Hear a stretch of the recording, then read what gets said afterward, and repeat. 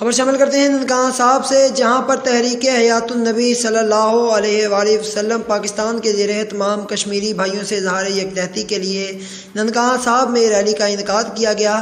اس بارے میں مزید جانتے ہیں عثمان خان بابا سے۔ جی عثمان خان بابا، کیا تفصیلات ہیں آپ کے پاس؟ جی بالکل، ننکانہ صاحب میں تحریک حیات النبی صلی اللہ علیہ وسلم پاکستان کے زیر اہتمام کشمیری بھائیوں سے اظہار یکجہتی کے لیے ننکانہ صاحب میں ریلی کا انعقاد کیا گیا۔